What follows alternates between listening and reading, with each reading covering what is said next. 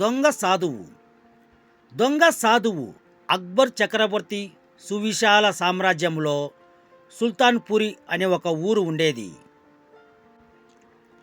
ఆ ఊరిలో ఒక ఆశ్రమం ఉండేది. అందులో ఒక గుడ్డివాడైన సాధువు నివసిస్తూ ఉండేవాడు.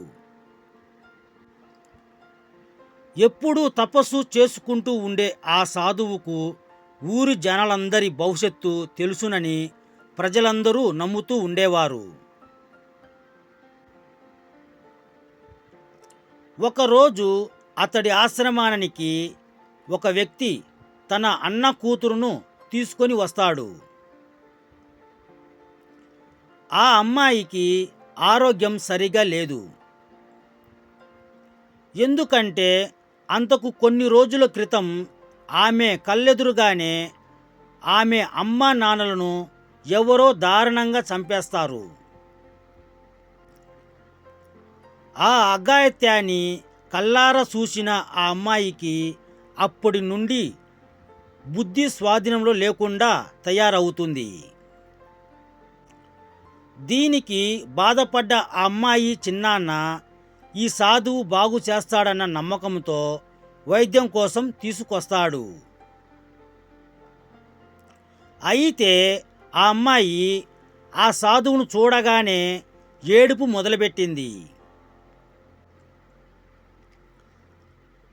తన అమ్మా నాన్నలను చంపింది అతడే అని ఏడుస్తూ చెప్పింది. అది విన్న జనాలంతా ఆశ్చర్యపోయారు. మహానుభావుడైన సాధువు ఎవరినైనా ఎందుకు చంపుతాడు? పైగా గుడ్డివాడు. ఆ పని ఎలా చేస్తాడని తమలో తాము అనుకోసాగారు. అంతేకాదు, ఆ అమ్మాయికి పిచ్చి పట్టిందని, అందుకే ఏవేవో మాట్లాడుతుందని అన్నారు. దీని ఆసరాగా తీసుకున్న ఆ సాధువు కూడా ఆ విషయాన్నే నిర్ధారించి ఆశ్రమం నుండి వాళ్ళని వెళ్ళగొట్టించాడు. అయితే ఆ అమ్మాయి రోజంతా అలాగే ఏడుస్తూనే ఉంటుంది. దీంతో ఆమె చెప్పిన మాటలు నిజమేనన్న సందేహంతో ఆమె చిన్నాన్న బీర్బల్ దగ్గరకు తీసుకెళ్ళాడు. జరిగినదంతా విన్న బీర్బల్ మరుసటి రోజు ఆ అమ్మాయిని, ఆమె చిన్నాయనను, గుడ్డివాడైన సాధువును రాజుసభకు పిలిపించాడు.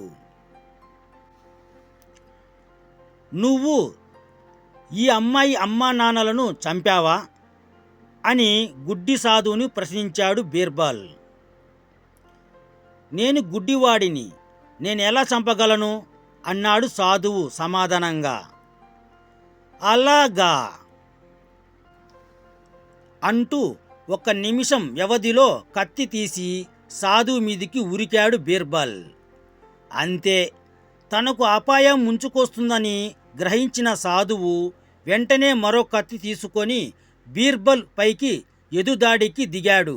దొంగ సాధువు